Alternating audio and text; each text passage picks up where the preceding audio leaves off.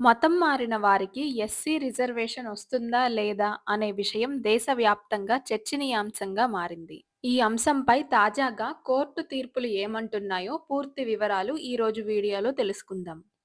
భారతదేశంలో SC reservation అనేది కుల ఆధారంగా, ముఖ్యంగా హిందూ సమాజంలో ఎదుర్కొన్న అణిచివేత కారణంగా ఇవ్వబడింది. తర్వాత అదే రిజర్వేషన్ బౌద్ధ మరియు జైన మతాలకు కూడా మారిన వారికి కొనసాగుతూ ఉంది. కానీ ఒక వ్యక్తి క్రైస్తవ మతంలోకి మారిన తర్వాత కూడా ఎస్సీగా రిజర్వేషన్ పొందవచ్చా అనే విషయం కోర్టులో విచారణకు వచ్చింది.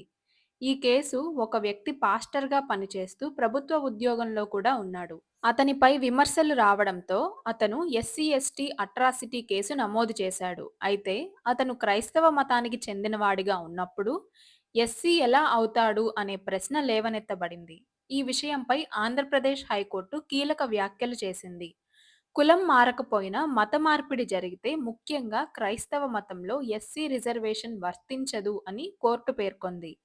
క్రైస్తవ మతంలో అధికారికంగా కుల వ్యవస్థ లేదని కూడా గుర్తు చేసింది.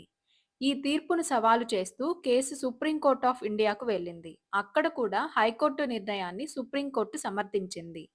సుప్రీంకోర్టు స్పష్టం చేసిన ముఖ్యమైన అంశం ఏంటంటే, ఎస్సీ రిజర్వేషన్ అనేది కుల వివక్ష కారణంగా ఇవ్వబడింది. మతం మారితే ఆ సామాజిక పరిస్థితి మారిందని పరిగణింపబడుతుంది. కాబట్టి క్రైస్తవ మతంలోకి మారిన తర్వాత ఎస్సీ రిజర్వేషన్ వర్తించదు. అయితే హిందూ నుంచి బౌద్ధ లేదా జైన మతాల్లోకి వెళ్ళిన వారికి మాత్రం రిజర్వేషన్ కొనసాగుతుంది.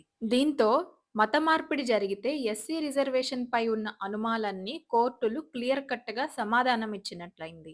వీడియో నచ్చితే లైక్ చేయండి, షేర్ చేయండి. అలాగే ఇలాంటి మరిన్ని వివరాల కోసం సీతామాత ఛానల్‌ను సబ్స్క్రైబ్ చేసుకోండి.